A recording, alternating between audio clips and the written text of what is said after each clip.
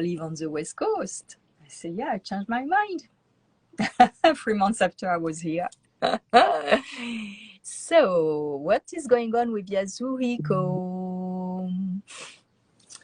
Voila. We gonna succeed. Let me fix that. Hi, Yasuhiko. Hello, can you hear me? Yes. Good, very nice. Wow, you are set up now. Now I have learned how to do this. Slow learner, but eventually I will catch up. Well, yeah. So how you been? Very good. It is very quiet. This morning it snowed. Yeah? Yes, in Washington, D.C., but it was very light snow. 1 week ago, it was much heavier. Wow. But even then, it is not that heavy. Here it's summer. It's too hot in my little place. Oh, yes, California. Yes. Yeah. So it is beautiful. Oh, the sun. Can you? Oh, yeah, sun is now setting. Yeah. Yes. Yes. Yeah, yes, it's really beautiful days, and we had a lot of wind, very strong wind from the land, and now it's down, but it's same weather as in summer. It's really, really warm, really nice actually. The light is fantastic. Really. You know, this country is very beautiful in terms of nature. So San Francisco whole area is beautiful, and I used to live in a place called Palos Verdes, which is facing the ocean. Yeah. Yeah, just like Malibu, and it was beautiful. Then I moved to New York, and the whole state of New York is beautiful. Yeah. Yes, and also New Jersey is also beautiful. Then this Virginia and North Carolina, this whole area, going through the mountains and the forest, and beautiful, beautiful, beautiful. Everywhere. Yes, beauty is there. Wherever humans are not, it is very beautiful.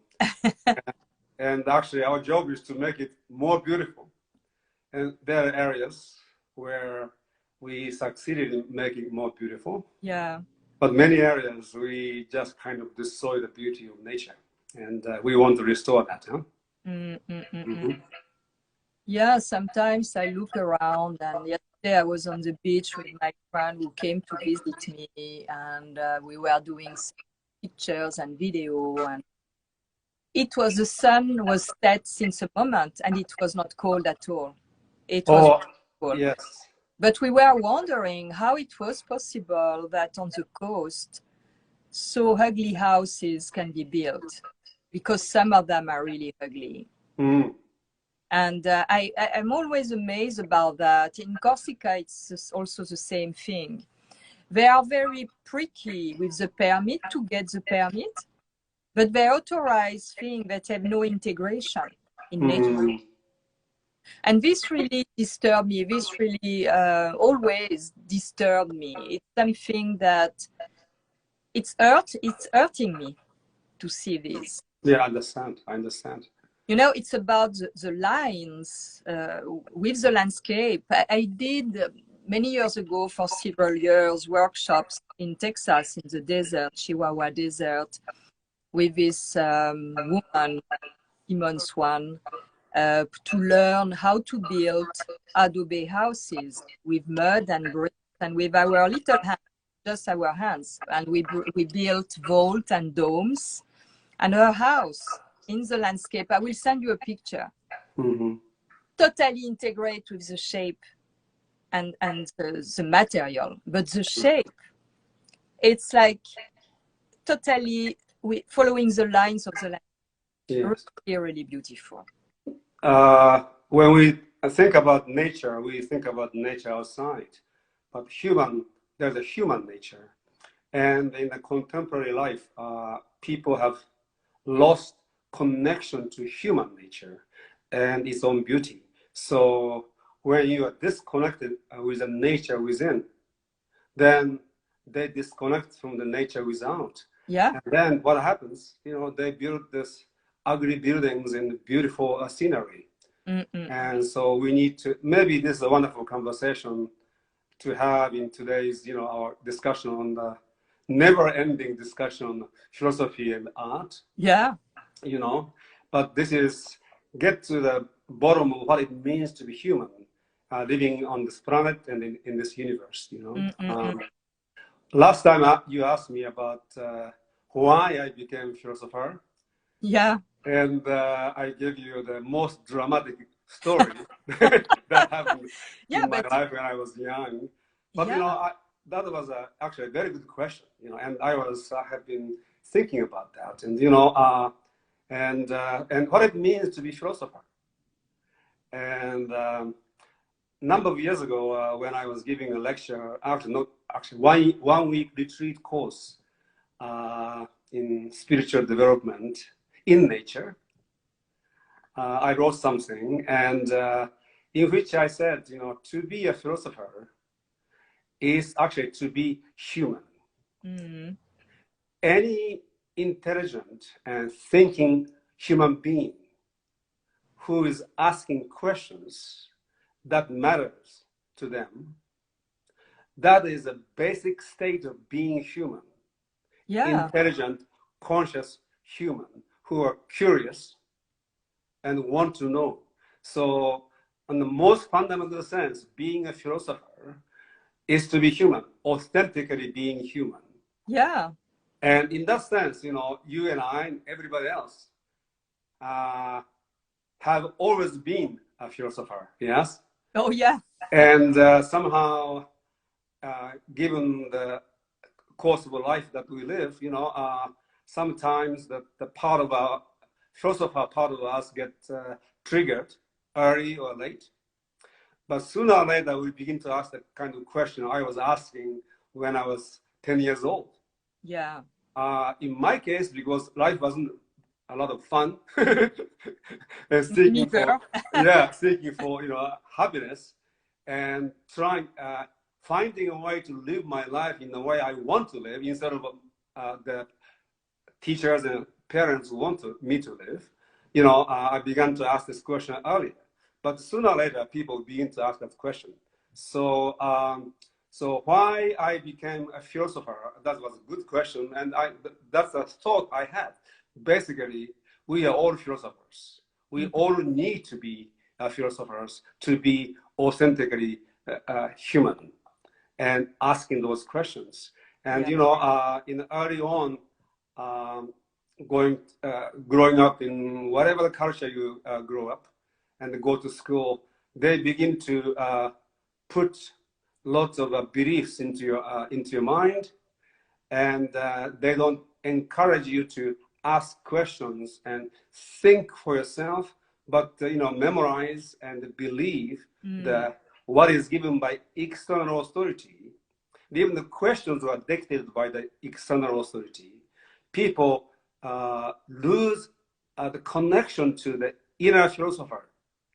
Yeah. And they begin to repeat the belief which was conditioned into, programmed into their mind.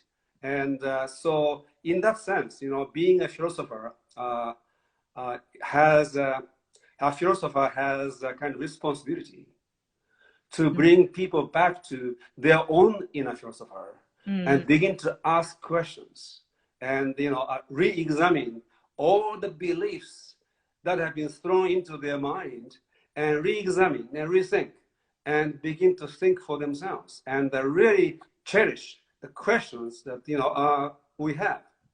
Yeah, because philosophy is about Sophia. It's about knowledge, inner knowledge. Yes. The wisdom that we can have by being connected to our nature law, because we are part of nature, organic as nature, there's an inner knowledge that we all have. And by all these conditionment, we are cut from that, and we make our life miserable. And is what I always say to people: how can you make an art piece yourself, your body, yourself, the body has been like ostracized by religion. And now it's a rediscovery. It has been some years ago, like 3 decades, it started to be like the, you know, the cult of bodybuilding and all that. But as a good side, oblige people to be more interested about how their body is functioning. So what is interesting for me in this movement of cult of the body is that beyond that, unconsciously, humans are looking to reconnect to that deep nature of who they are, to be able to, by beauty, by being beautiful outside, by making building a beautiful body. On that, often a lot of people don't know what they, in a way, unconsciously are searching or yearning. But it's this deep connection with beauty inside and with all this nature knowledge that is structuring us physically in our flesh. So you see, so there's an inner philosopher in everybody. Also, there's an inner artist in everybody, and that artistic creativity and sensitivity to beauty has also been kind of truncated and separated from our consciousness.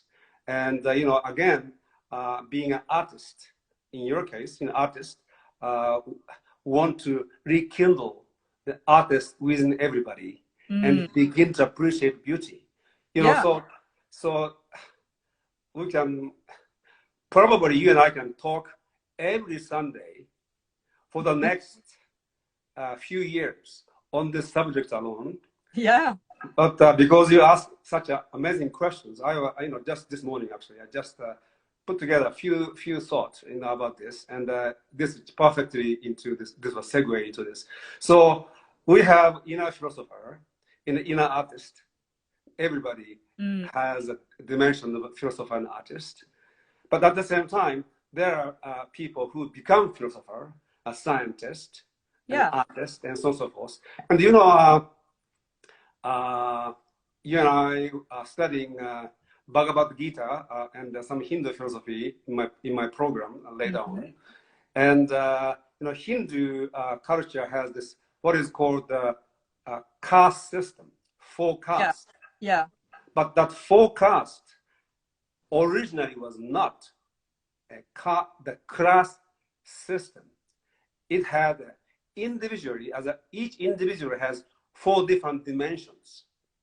And as a society, there are typology of people who tend to be more on this side than the others. So there's a Brahmin, which is a priestly class, but actually it is a philosopher, scholar, and sage. So inner philosopher is a lover of wisdom. And when you develop yourself as a philosopher, then you begin to realize that not only your experience of love of wisdom, but you begin to see that love of wisdom of love. That when you go deep into your love, that love has wisdom. So philosophy, philosophers, inner philosopher developing himself herself through a love of wisdom. And when they achieve wisdom, they begin to see that wisdom itself love itself has this profound wisdom, and you begin to share. And that is the fundamental task of Brahmin philosopher and inner philosopher achieving that sagehood, wisdom. And in society, those Brahmin or philosopher, they're typologically speaking, those people, their task is to really share the wisdom of love, the divine knowledge and truth that they have achieved, and kindle more and more of the inner philosopher in everybody so that they can achieve wisdom and they can experience the wisdom of love, yes. And then there's kshatriya, which is a basically it's a king warrior, leader of society. So we have that warrior within us. We have this kingliness and queenliness within us. And typologically in society, there are people who excel in that area, and they become, kshatriya, warrior, politician, leader, and the generals.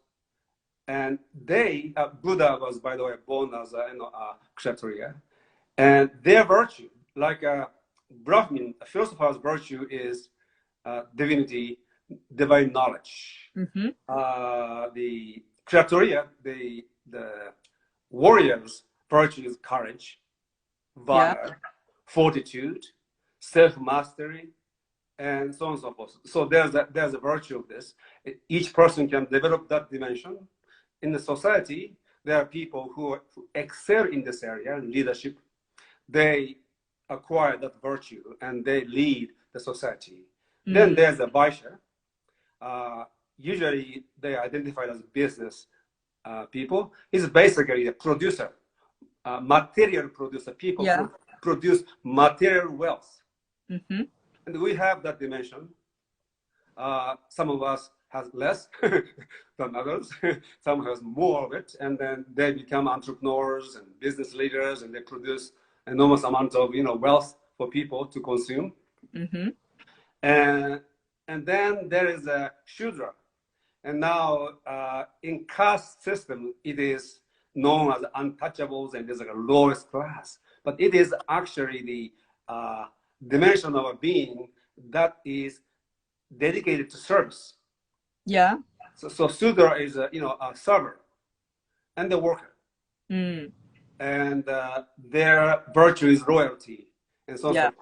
So each one of us has these 4 dimensions, and then society has a typology of people who go into one or the other directions. What is missing in the Hindu caste Hindu typology is the artist. There is no artist. All artists can belong to one of those, but it is not really clearly delineated. And, but for me, I see it like the artist is the sum of all these 4 things. Exactly, beautiful, but it was not really articulated. It is so important, yes. And so another way of saying this is, so we are called Homo sapiens. Homo sapiens. Sometimes sounds like a kind of a bad joke at this moment, but Homo sapiens. Sapiens. But then there's a term, Homo faber, the man, humans, the maker, creator. That is a technologist and artist dimension, and so that dimension, Homo ludens, the man, the player. And when we begin to really distinguish this dimension of Homo faber and the role of artist within us in society, and absorb artists and philosophers in playfulness within and in society, there will be a profound, transformation within us and in human society.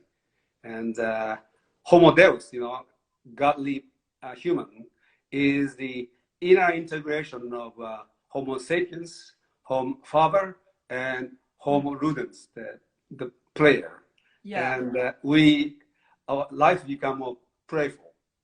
Instead of, and then all those spirituality turns into, turning suffering into a joy. But starting from joy, life is not suffering. Life is actually joy, within which, of course, pain and suffering happens. But the fundamental context of human life turns into life is joy, instead of life is suffering. And So artist has a tremendous role to play, and philosopher has a tremendous role to play. We can together bring a new kind of culture where Homo ludens, the man, the players, are celebrated, and people become more playful and joyful, and spiritual transformation, not from the suffering to joy, but starting from the very beginning. And the basis is life is joy. Yeah. That joy can be increased and consciously cultivated in such a way that, you know, your life become not only just joyful, but, you know, happy, but something more than that, beatitude and bliss. And you know, when I was watching your video or creation stuff, and the way you model, and also, you know, our good friends Belinda has amazing collection of art. Yeah. Yeah, she sent us one of her books, and beautiful.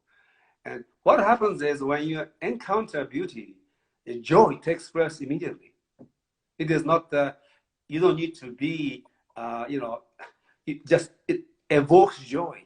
Even when you listen to profoundly music, like let's say Beethoven's Missa Solemnis or Mozart Requiem, and at the basis of human emotion, entire spectrum of human emotion, the basis is ecstasy, and you can experience it.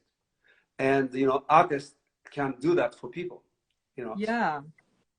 Yeah, and when I think about music, we always say, what instrument do you play? About playing. And me, when I do what I do, I play, I have fun, I forget the time, I'm just with myself, I really love it. Yesterday, I shot pictures and video of my friend, my dear friend. In fact, she's a friend of my children, and she's like my daughter. And we had such a nice time. We always play together, and we play cooking, we play doing that. It's a fulfillment of the soul. It is like, we are made for that. If you look animals, they love to play. You know, they are like always ready to and they are happy when we play with them. And it's important, as we all have an artistic side to express, it's very important to give us the opportunity to play, to practice an art, to do, because this makes our life much pleasant, much, because when we are in these times of playing, of creating, we really are out of time and space and conditionment, and that we are directly connected to the source. Yes. And it's flowing, and it's such a feeling of lightness and well-being, and it can take any kind of shape. Sewing, I was saying, even when I clean my home, I don't do it every single day, you know, and it will become a burden. But when I do it, I'm so happy. I have this feeling, and I put things together, and I use that, and I vacuum, and wow, and I play with that. I love it, you know. You know that the original coinage of Homo faber come from this understanding that man, a human, is a maker of his, her, or her own destiny, maker of destiny. So this creativeness comes from actually you make your own destiny. So when you get in touch with your artist within, like, then your life becomes your artwork. And every day of your life, you can fill your life with beauty and joy and playfulness.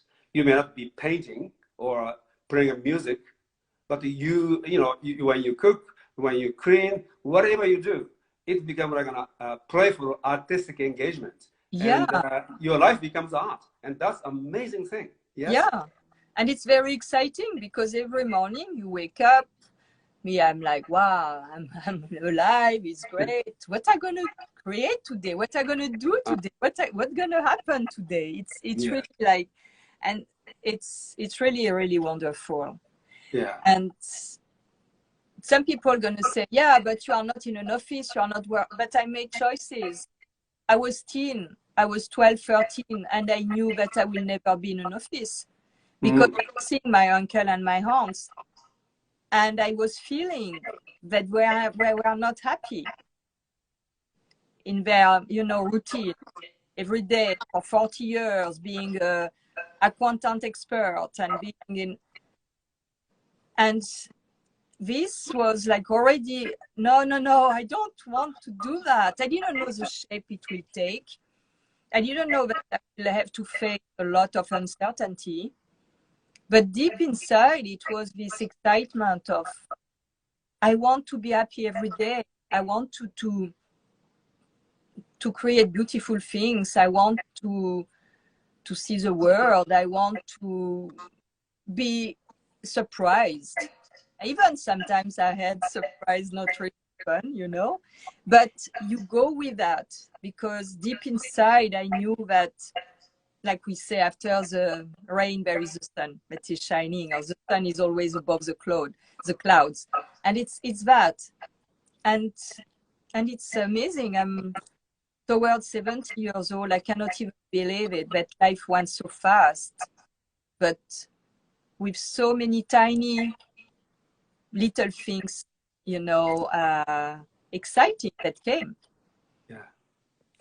So in the beginning of our conversation, you talked about, the revival of, body consciousness, that people start to do all kind of body things. And that reminds me, so you and I both have been involved in what is called spirituality. Mm-hmm. You maybe from the artistic perspective, and me from the philosophical perspective. And in my program, I discussed this. Old religion, Buddhism, Hinduism, Christianity, whatever, and all spirituality contains the element of denial of body. Yeah. At least on the one level, when you go very deep, it is not. But, on the level most people understand, it is a denial of body, a denial of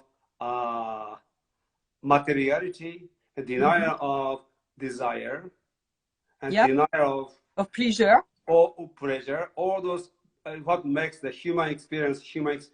Yes. And it is a misunderstanding. Yeah. On the most fundamental sense. They don't deny the Buddha or Christ or whoever, the great, spiritual enlightened beings. They don't deny desire. They're saying that you can ongoingly define your desire into higher and higher frequencies and vibrations, but they don't deny. But the way at the level that we are taught, they deny. I spent 3 years in India and went many places, and there are yogis who really deny their body, and as a result, they become completely desensitized physically. Yeah. And so I joke about, if God didn't want you to have those pleasure, you wouldn't have this pleasure. There's something wrong with the way the religion and the spirituality have been presented to humans. Yes. And which is also a misinterpretation or distortion of the fundamental teaching of those enlightened beings. And so starting the the spiritual development from the life in suffering, or you have original sin and somehow you have to atone your sin, and your sexual desire is not good, eating meat is not good, all kind of those denial, and then all there is this world is not good, and you have to be detached from this world. Yeah. And then that world, the other shore is great, and the other shore can be achieved within this life. You have to suffer. If you suffer enough in this life, eventually, after you die, you go to the heaven, and you will have eternal bliss. And so on and so forth. If you don't have any sex in this life, but once you die, you can have your own harem in the heaven. All kind of nonsense. I'm just exaggerating nonsense. I know. Very nonsensical sense. But you see, this is really a complete misunderstanding of real teaching. But it has been the it's prevailing notion. Yes? It's because again, people has been by all this convention and dogma and thing cut from nature. Mm-hmm. Because simply logically, a body is made as it made with senses. It's to experiment with the senses. Exactly. It's total nonsense. I was in my 20s, early 20s. I was quite in trouble because I was reading these books, different kind of books about, religion, philosophy, all these things. And in some, I was not understanding. They were saying that we have to suppress the desire, we have to suppress the pleasure. And it was like, this doesn't, me, I'm very on the ground, I'm not really intellectual. I'm really like basic. We are made like that. If I feel something, if not, I would not feel. If not, I would not have this sense. If there is this sense, it's to experiment life with my senses, all of them, and the one that are not the 5 main ones. Yes. The extra ones. Yes. It's simple. It's not complicated. And all these, teaching and things make things so complicated. For about 10 years, I used to do a spiritual retreat, like a program, like a 1 year, 2 year program, actually 3 years program. And we twice or 3 times a year, we go to the places, We go to the mountains near lake, we go to Costa Rica, we went to Maribu once. And only one condition I have in my program is they must commit themselves to give up their suffering. That's the condition. Yeah. And then start from, getting in touch with this joyfulness within. And maybe my spiritual retreats are the only retreat where we had beef steaks and wine and cognac at night. So we had, meditation. We have some, yoga practice and pretty deep philosophical discussions, dialogues. At night, you have the best of food and best of wine, and then before we go to bed, we have the cognac, At least the DSOP, hopefully XO, and then just have a good time. Your fellow participant in current program, Krista, can tell you. I mean, and Mira was with me, so she knows how to make those things work. So we had an amazing time in this retreat. And symposium, the Greek symposium, I call it the symposium because Greeks, they are only men, unfortunately, but they got together and they had a philosophical discussion where they're drinking and having wine. You see, that is a great tradition, and we must embrace all of it. We must embrace all of it. We must say yes to everything. And what happens is when in that absolute affirmation, we begin to develop in such a way those elements of our life that are inconducive to your own spiritual evolution start to drop away. You don't need to try to drop them. You don't need to renounce it. They will renounce you. Just does not stay with you. When your vibration is high, lower vibration desires, all those things start to drop away. So, That's number two. We are so different. It's amazingly different. Each person is so finely tuned, and I can say, for example, it's diet. First of all, I say health food is a food healthy people eat. You need to be healthy to be able to eat healthy food. Health comes before healthy food. But to become healthy, you need to really be tuned into your own nature, which is very different. You see, since I was a child until many, many decades, I was constantly ill. Constantly ill. And I found maybe two things. The psychological element. Whenever I was ill, I was left alone. When I'm awake, everybody wants to come to me. So, I love to be alone. And I didn't have much opportunity when I was growing up to be alone.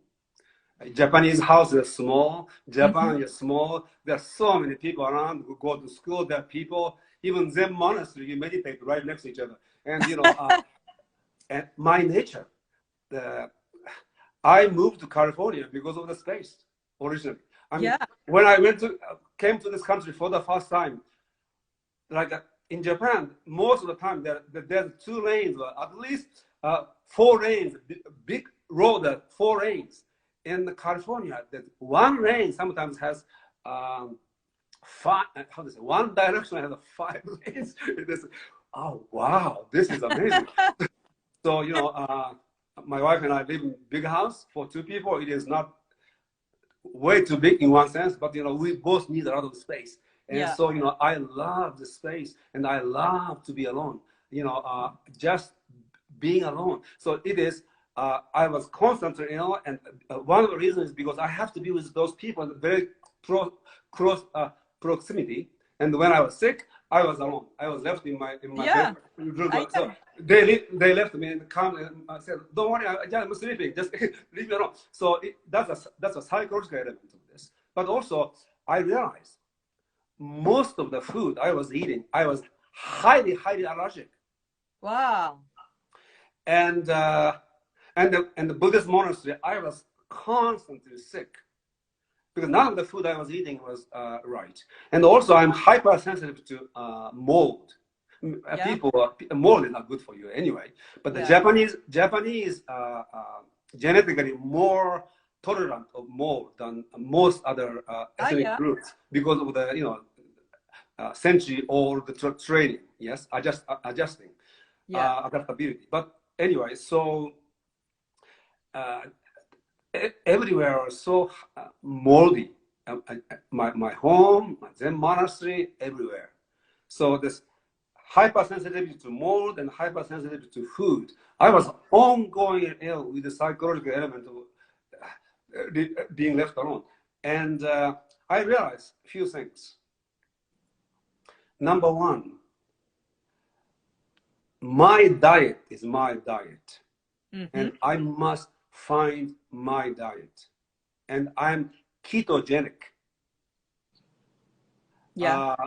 I feel best if I have ketogenic diet. I've tried many things.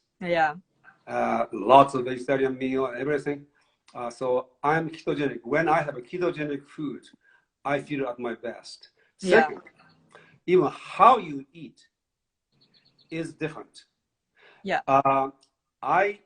My body digests food best if I eat one thing at a time. Sequential. Yes. So I didn't know that. And then my Japanese food is pretty much that way. My wife, who is a genius cook, she cooks amazing food. And sometimes, but she has a different, diet. And sometimes, I eat her thing. For example, beef stew. She loves, and it's beautiful. But stew is not, I use chopsticks and pick things from stew. If I do that, as much as I can with stew possible. I don't have I have a less negative impact after eating stew.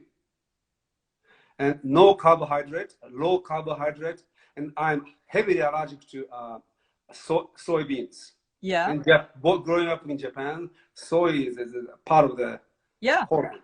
Yes. Yeah. So anyway, when I found out the best food and the best way to eat my food, and I don't eat much. Mm-hmm. And I follow this, what is called intermittent diet. Yeah. 8 Yeah, hour do period. this since ever. Yeah. My Now, way to be. yes. Yeah.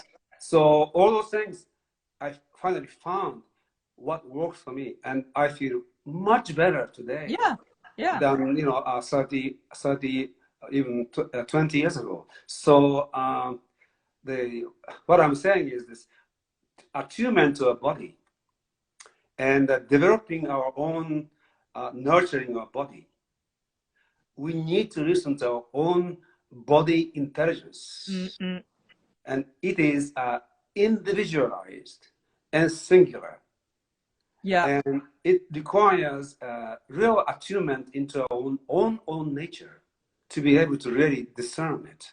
And it took a long time for me to do this because, as much as I'm a thinker and I don't believe in anything I say so, but still, something that is not my expertise, I tend to just go along with things. So I need to eat fat. No, low fat is not good for me. Me too, because this is something people ask me all the time, and I speak about that in my videos, so they should watch my video about food. They ask me, how many meals do you eat a day? What do you eat at each meal? I'm not like that. I eat when I feel that I want to eat. Some days I have only one meal. Some days I have two. Mostly I have the last meal around 6 p.m. and I have my breakfast around 11 a.m. But I always almost been like that. I was not like that when I had my children because they were coming from school and we were having the regular 3 meals a day. But I feel much better with time. I found also my way to eat, to be so happy and to be. Eating is also a question of mindset. The relation you have to know to food, the way you see food, the way you enjoy it, the way they say, oh, you don't eat, it's hard, you make sacrifice about exercising and about food to be like you are. Absolutely not. There is no sacrifice. It's not difficult for me because I make it, like we said before, playful. I create something that when I cook, I bless my food. When I wash my food, I create something that fulfill my sense of beauty, my eyes. It's beautiful in my plate. Already I'm happy. And after I savor, I take time. I really appreciate, and I don't need a lot neither.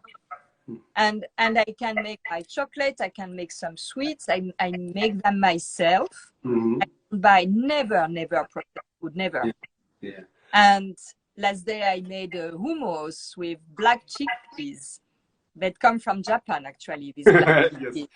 And it was so delicious. My friend said, wow, you made that? I said, yeah, it's easy. So she learned how to make it. She said, well, it's so easy to make something delicious and beautiful as well, So it's that. It's exercising is the same. If every day I had to go to the gym and every day I had to go the protocol, I can't. I become bored. I have no fun. I have no joy to do it. But if I take my stick, and I put a nice music and I move with my stick, I'm happy. And it's very simple. I think people has to understand that they have to do what they want to do in the moment by themselves, to let them, oh, okay, I'm going to put this music, I'm going to dance. Maybe I can take some weight when I'm dance. Mm-hmm. And you don't need to do things very complicated. Yes. And if your butt is a little bit jelly, who cares? You know, Yeah. So since you're young, you are attuned to yourself. Yes. Unlike many people. Because, and, I'm sorry to interrupt, Yasuhiko, but like you, I was always very sick. And one day I understood why I was sick. And this changed my whole life. I understood violently. In my body, it has been violent. I've been in a situation where I had a huge pain in my stomach.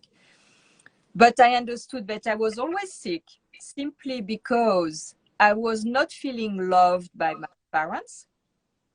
I was not feeling that I got attention from them. So to get attention, I was sick like this. I was going to the doctor. Who gave me attention? It was just that. When I discovered that, it has been finished. Finished. It's like I found other kind of therapist. I stopped to take anything. I was not taking a lot because I've been raised on homeopathic, but it was like finished for me. I understood. I said, it was like a light inside, a fire inside. I know why I'm always sick. So I took that in hand, and I got maybe the flu like 3 or 4 times in my life, and I healed by myself, and I was not running at the doctor to get the medicine and to get finished, So it's quite interesting process. Many years ago, when I was still living in California, one time I was invited to speak in Palo Alto. Actually, it is part of the Stanford. And I talked. And at the end, after the talk, I was mingling with other people. I realized there are a number of people who are like historic geniuses who worked in the computer field. It's like an amazing group of people. And one of them was like 90-some years old. And I asked him, what is the secret? And he said, I have only one secret. I avoid doctors and lawyers.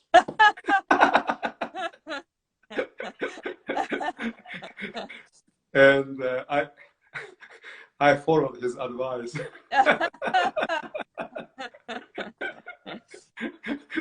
Yeah. When I get begin to develop becoming healthier, I realized, number one,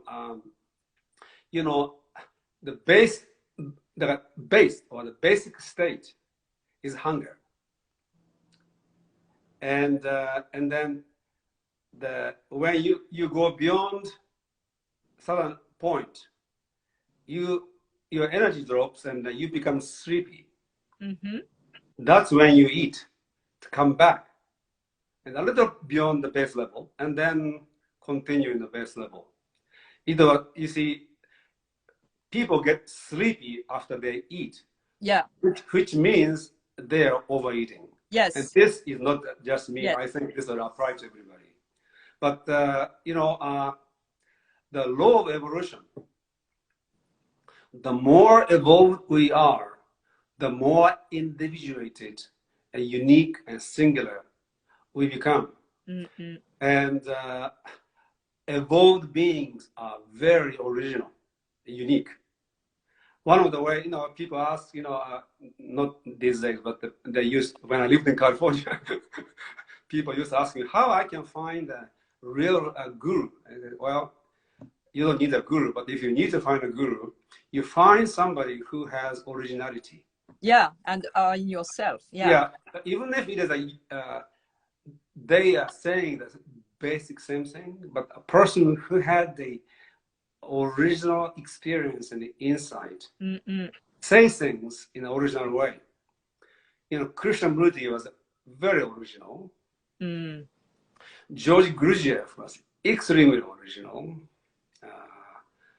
Nisargadatta Maharaji, my favorite Indian guru, he was very original. Yeah. And this originality comes. But anyway, and then look, the greater the composer, the more unique and original, he becomes. Beethoven's music his signature is there. The originality, singularity, uniqueness come. And same applies to the evolution of being. And the more we evolve, the more we become we. Each one of us, singularity. Yeah. That singularity starts from body all the way to your mind. And the more singular, the closer your access to the cosmic.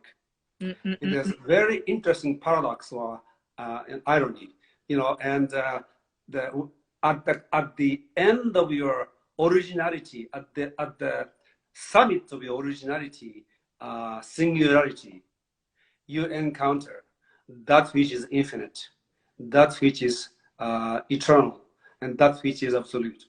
And so that singularity starts from the body.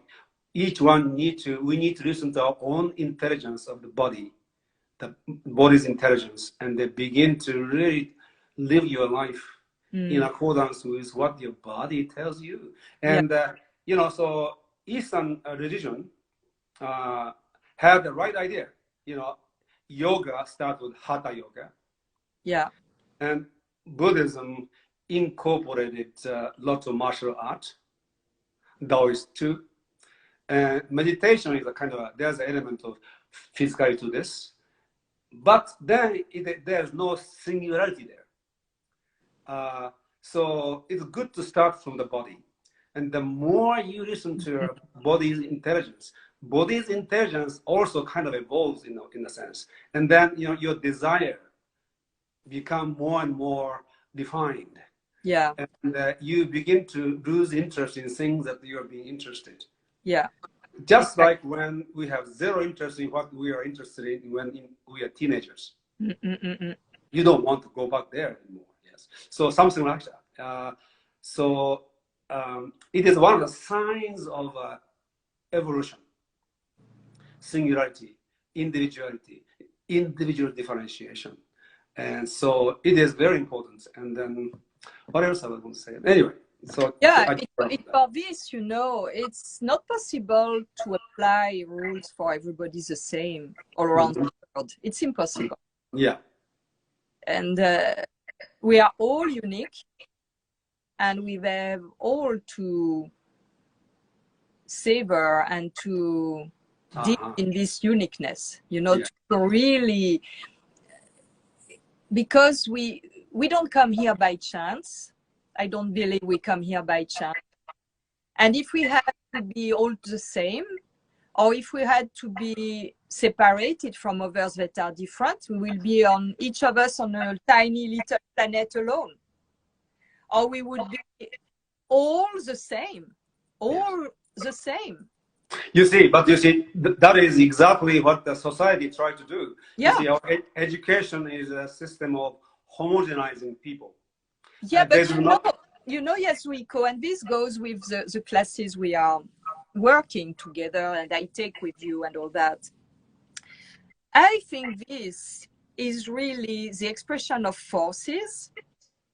And more, we have these forces, this force that want to make us be the same, do the same thing. It's like made on purpose at an unconscious higher level to trigger the desire to express our uniqueness. It's like stimulating that more and more. Look, yesterday I was watching a little bit because my friend was there. I'm not really on my phone when I am with friends, and I was watching like that one video with her about what is going on in Paris and that we are from France, And suddenly I was like seeing all these people, this mass of people walking all together. And it was like, it's even difficult to say the feeling I had. I say, finally, it's flowing. It was like it was almost inert, not moving. Everybody at the same place all the time. And now, because of what is going on, it's like making the flow all around the world of people all together. And it's like activating something. to be able to reconnect to something that has been lost or cut from, you know. And I see this as forces.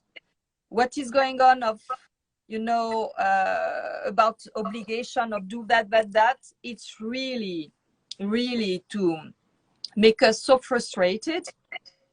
But from frustration comes always desire, always. And like that, and it stimulates creativity to get You out. see, in your case, you know, you had that, but many people are crushed by this homogenization. Yeah. Homogenization. Remember some funny experience I had in elementary school. So virtually every teacher I had in my elementary school, man, went through war, and they went through army training. So in the physical education program, you line up, turn left, turn right, you completely follow exact thing. And I think at third or fourth grade, I think I was completely fed up with this. So when he said turn left or what, I remember it was left. Yes, I said, why? Why we have to do this stupid training every time? And so that, you know, free spirit, but for some reason was still alive there, and that aliveness kept me going.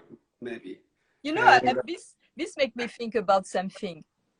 Me, I have difficulties. Sometimes I say I'm dyslexic, but you know, it's because maybe the body, my nature, don't want to apply the rules that are requested to be done. You know what I mean? It's because why that? Why like that? And my body wants to do something else. You know, it's like it's quite very interesting. But about the homogenization, I don't know if we say like that. I think also I want to see this in a positive way. It's because maybe like connecting, because we are all humans. You know, to see this on a positive side. It's maybe because, yes, we are humans. This is the common thread that we have. The common side we have, we are human. So maybe it's that. But in that collectiveness, we have really to go on identity, what is really personal. Because what is personal, and I had a great photographer one day, amazing photographer, Jean Lucieff, that I met. At the beginning, I was doing photography as photographer. And I was his model once. Fine art photography, amazing, really, really beautiful. And I say, you know, Jean-Loup, I would love to show you my portfolio. And I was a little bit shy. And he said, yes, bring it. So the time when I went to see the contact sheet of my pictures, I brought my portfolio. It took a lot of time to watch my portfolio page by page. I was a little bit like, And he closed it and he opened it and look again. Because I told him, you know, like to find excuse for myself. I don't have technique. I've not done school photography school. I've not done this training and that. He was silent. He watched again. And he said, you know, the technique, you don't need it. Your technique is the technique. What I see here is really beautiful. And what you do, there is someone in this world who will be interested about what you do as you do it. And this really freed me. I was already free, but this was like, wow, it's so evident. There are somewhere in this world, in a certain time, because time and space is different, it will be someone who will be interested by the way I do pictures, because the way I do pictures, the photographer is always in the picture what we will see. And this by resonance is going to go and touch a person in his vibration, in frequency, because it's going to be in touch with my frequency, just by seeing my pictures. And if this flow right, the person gonna contact me and will ask me, can I have a picture with you? Can you be my model? Can you know, it's both sides of the camera. Yeah, I can offer you a little bit, maybe Eastern perspective here on two things. Number one, about the homogenization, yeah, and the human unity. In my own experience observation, actually, the people who are fully individualized, they begin to really see the human unity, and yeah, they can really connect with others yeah, as individuals. So sovereign individuals, the independent, fully differentiated, fully individual humans can actually create unity better than homogenized humans. yeah, And in terms of technique, in the Eastern tradition, we tell people to really master technique first.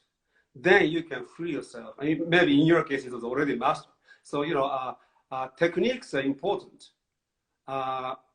in the sense that you learn to yeah, express your creativity in one way, and then your creativity is far larger than your technique. So once you master this, then you can just let go of your technique, and then really great artists tend to be those who have freed themselves from their technique. yeah, Still, they have amazing technique, but it is no longer technique that they acquire. It's more like a natural expression of their creativity, which is the technique, and then what needs to be expressed become consonant, aligned.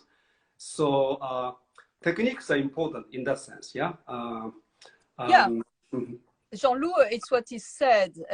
He said, he did not say technique, you don't need technique, because I was bringing, oh, I have my own technique. And he told me, it's great, because it's unique, it's your technique. Mhm. And you will see with time, you will forget it. Mhm. And it's true. After it's, and it's very, very interesting process, actually. Because I was following some classes on YouTube about handpan, you know, the handpan that I just got. And there is this young woman, she's great. And she say, you know, and this makes total sense. She said, you spend time, train yourself on this exercise. And after on this one, and on this one. And you will see with time, your body will have memorized all that. Mhm. And suddenly you can play with all the different exercise. You train yourself, Mhm. and after they are in your flesh. And it's exciting. Yeah. Beautiful. Yeah. Yeah. And you and I talked about the making our life an art form. There's no technique, because you have to find a way to turn your life into a form of art, Yeah. and there is no technique. You continue to create it. You create a form, and the form dissolves. Create a form dissolves. So if there's no technique there, that is really a real challenge. Yeah, and it applies to people and artists and philosophers. So when you create, for example, your art form is unique, and I don't think there is a existing technique to do your art because you are creating it as you present. Yeah, but you see, Yasuhiko, this is what I said to people also. There is no mistakes for me. It just, for example, I take a video. I love slow motion, because slow motion for me obliges us, when we watch, to be present in the moment more. I love the magic of slow motion. It's obliged to be there. Sometimes, as I don't have my reading glasses, it slides on time lapse. The time lapse is the contrary. Fast.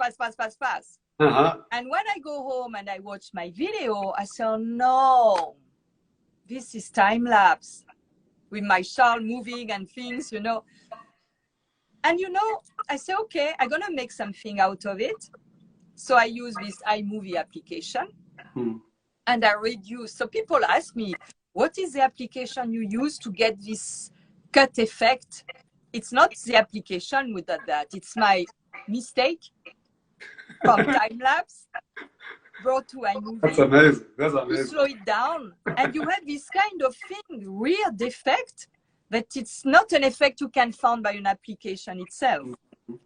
And so for me, it's not a mistake. And my friend told me, oh, this is really nice. How you have done that? And the music is perfect and that. I said, but at the beginning, it was a small mistake because I didn't want that at all. I wanted the contrary. But what you can do when you have something mistaken, that is not, how you can create something beautiful from that. The tools you have and to see it differently, to say, okay, it was not a mistake. It was just my higher self who made me do this thing to stimulate my creativity.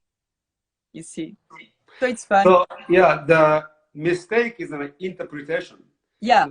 By saying yes to your life, your reality, it ceases to be a mistake. It becomes an opportunity. Yeah, it's evolutionary occasion. That's exactly correct. Yes, exactly. And when we are in this dynamic, it's exciting. Yeah. And it's playful. You know. And it's so great when you made something beautiful out, something that you had another. It's for that I always say, oh, it's my higher self who took control to oblige me to create differently, to something else, to, you know, and that is like, it's magical. It's really. Yes. So I try to give this kind of, you know, information in my video. Try to go from something you don't like somewhere and to start with that and to see it differently, like the other side of the coin, and start by this. I always tell because this was so strong. I'm visual. I love balance, harmony, lines. You know, I was really good in geometry at school. I was making mandala with my compass all the time when I was a kid, and I would spend days with that. So everything has to be balanced and that. And it's like sometimes the thing that is not in balance, instead of rejecting, I observe that and I start to create from that. I had this rental in New York with tiles that I didn't like, dark gray and white. I was like, oh no, everything is nice, these tiles. I said, okay. And I stay with the tiles.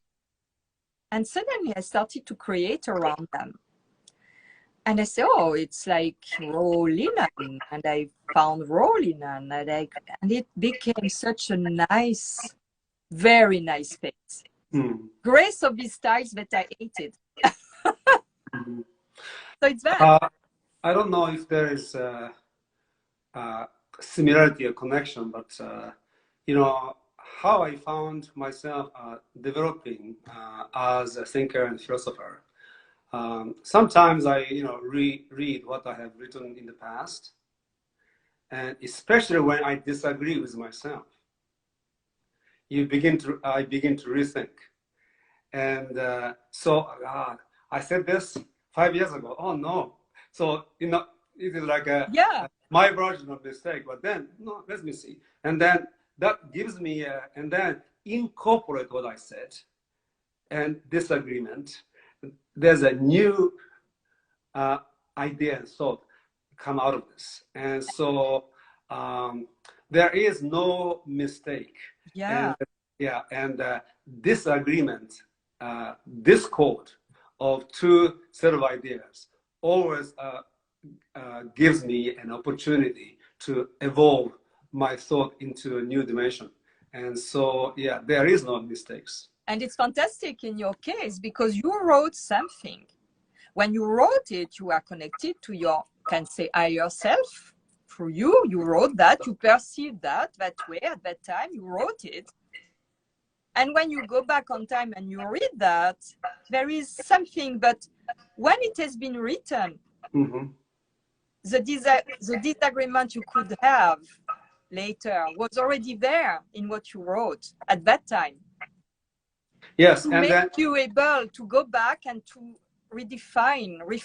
And interesting thing is, some people actually like what I wrote 5 years ago than what I'm writing now, or 10 years ago, whatever. And it is, appeals to different audience and different mode of consciousness. And so it is amazing journey.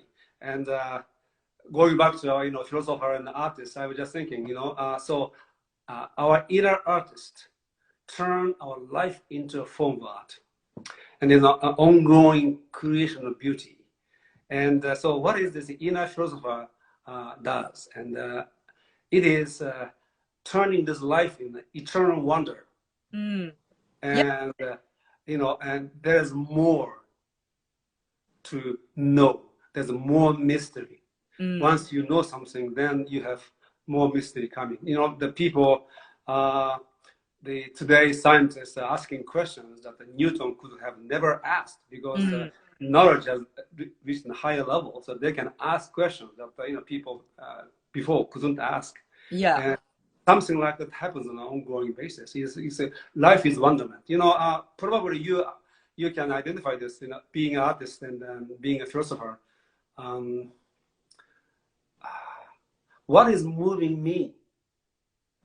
And so there is a sense of life.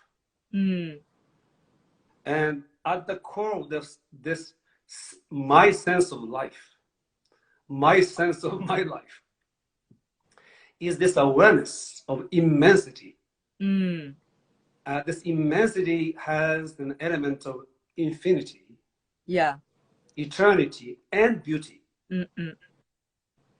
And that sense of immensity is always at the basis of my sense of life, and that gives a sense of wonder and seeking greater truth and the greater beauty. And it is also a foundation of this profound love and joy that I feel. And that's where my wife Mira and I meet every morning. She wakes up smiling. So long as I've known her, she always wakes up happy. And I have learned from her. I absorbed her aura and energy, sleeping next to her, and I am now like that too. Wake up happy, and that happiness now, this sense of immensity, that gives me the sense of life, of wonder, and never-ending quest for knowledge, for truth, and greater beauty, which is expressed through my writings or through my lectures. In your case, you express through your art. So those 4-dimensional, 5-dimensional beings, when we really go deeper, it becomes like a one unity, which constitutes our soul, which is universal and individual at the same time. And the more you and I can convey this experience to people, especially young people, maybe the world can be a little bit better place. There's so much suffering going on. I mean, I opened the Twitter. Anger, fear. You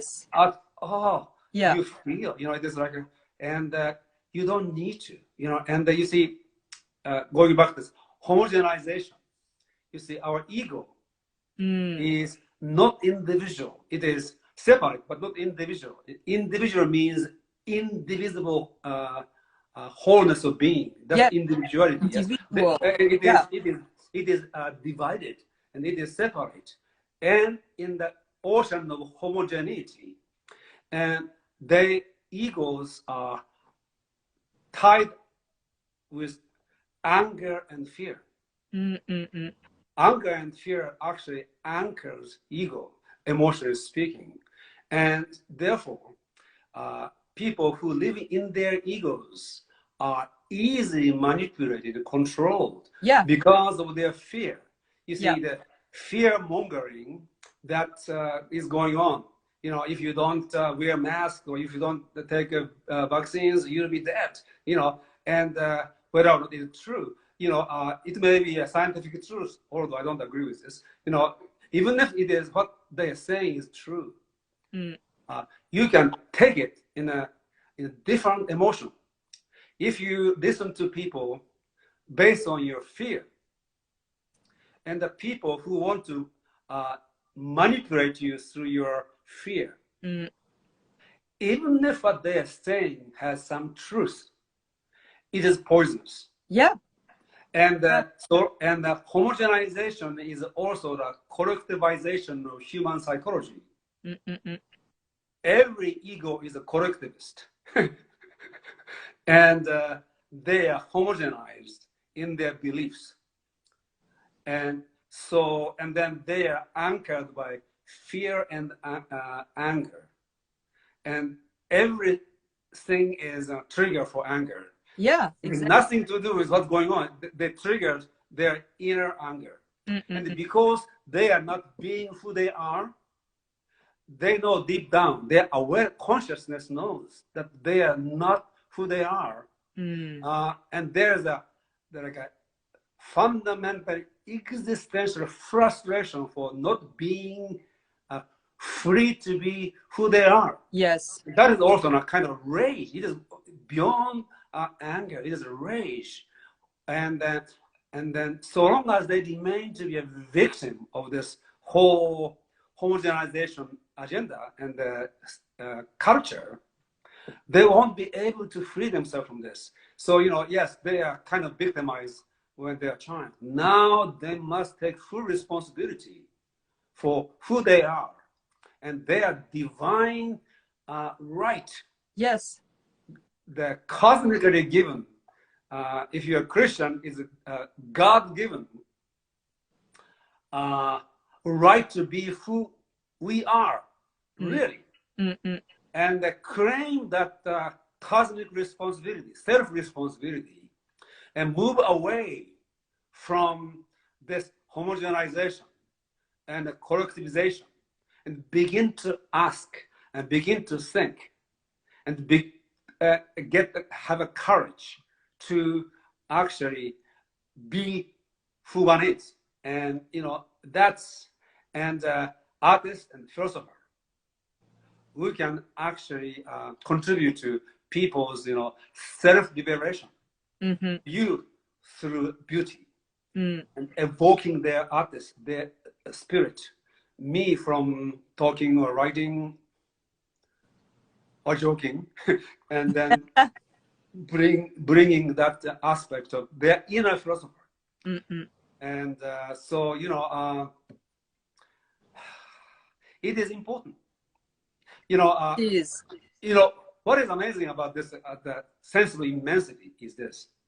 So when you are aware of this immensity, eternity, infinity, and the beauty, on the one hand, our individual life is very inconsequential.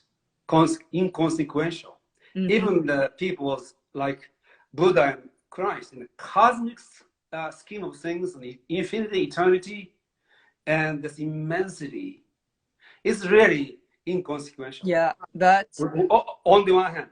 yeah. On the other hand, let's say, so now you are in my experience, and I am in your experience. Mm-hmm. and you and I are on people's experience. I cannot experience your experience, and you cannot experience my experience. Yeah. And nobody has ever had experience that you have been having in your life. Yeah. It is a one singular event in the whole history of this immense universe. In the singular event, in the infinity and eternity and this cosmic immensity of the universe. And so in that sense, we are so uniquely significant. Yeah. We are having this singular experience on behalf of everything and everybody that has ever existed in the whole of the universe and will ever exist in the whole of the universe. And that's why Buckminster Fuller defined universe as the aggregate of all humanities or all conscious beings consciously apprehended and communicated, non-simultaneous and partially overlapping experiences. It is his definition of universe. And we are one of those aggregates. It's an amazing event that your life is, my life is, and everybody's life is. Yeah. And then homogenizing and collectivizing humans is a degradation of the divinity and dignity of human. And there have been negative forces that have intentionally done this. Now we want to free ourselves from this. Yes. And each person, one by one, wake up and claim his or her own cosmic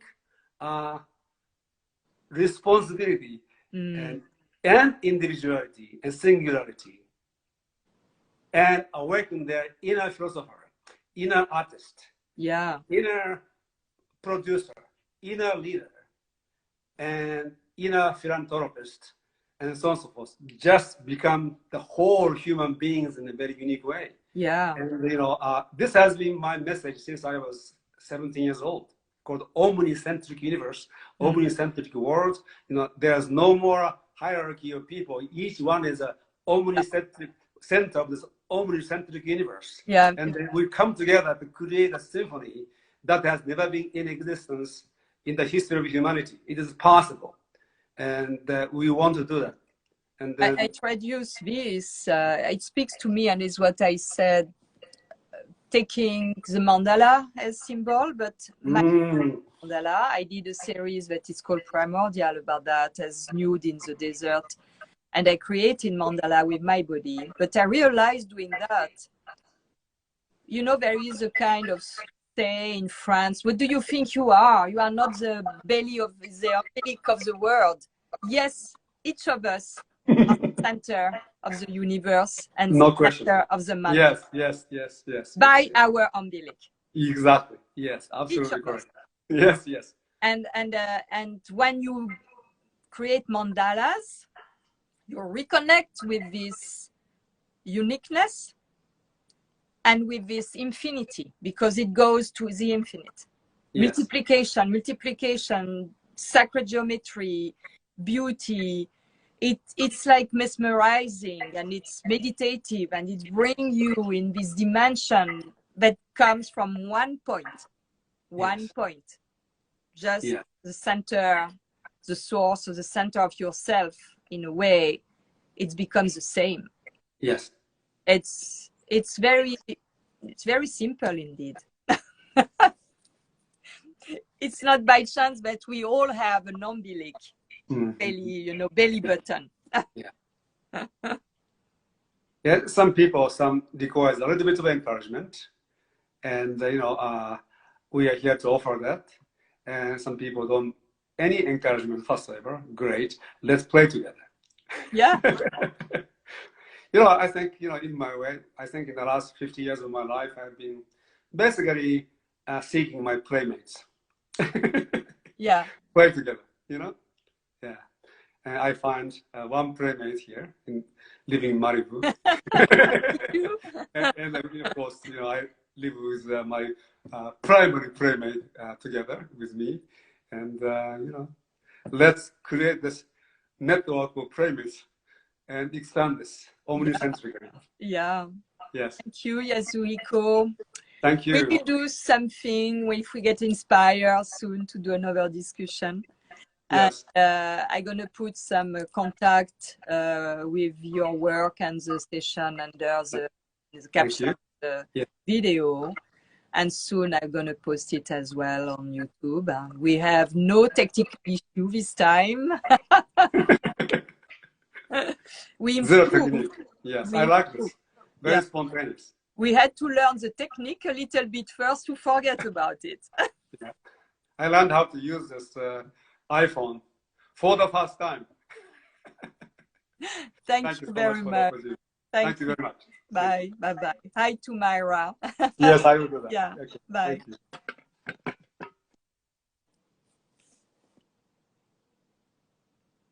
Voila. You have to go out of this, Yasuhiko.